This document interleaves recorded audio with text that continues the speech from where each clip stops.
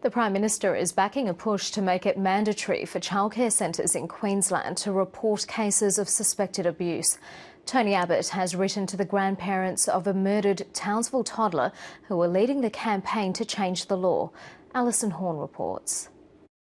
Mason Parker was only 16 months old when he died, suffering a fractured skull, a ruptured bowel and more than 50 bruises.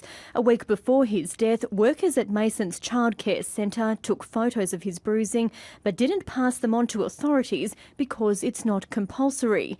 His mother's partner was convicted of Mason's murder. We knew that teachers and doctors and nurses were mandatory reporters, and we just assumed that childcare workers who deal with, 0 to 4 or 5-year-olds would automatically be mandatory reporters. Now Mason's grandparents are fighting to change the Queensland law, and they've got some heavyweight support. In a letter, Tony Abbott has promised to personally raise the issue with the Premier, Campbell Newman. He's also organised for the Sandemans to meet with the Assistant Education Minister. You get a response from the big boss of Australia.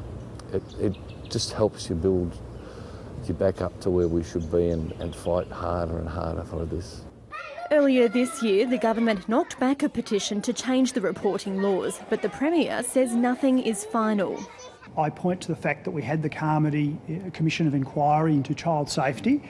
I'm told that there wasn't a recommendation on that, but that doesn't mean that it won't be part of any changes we now make.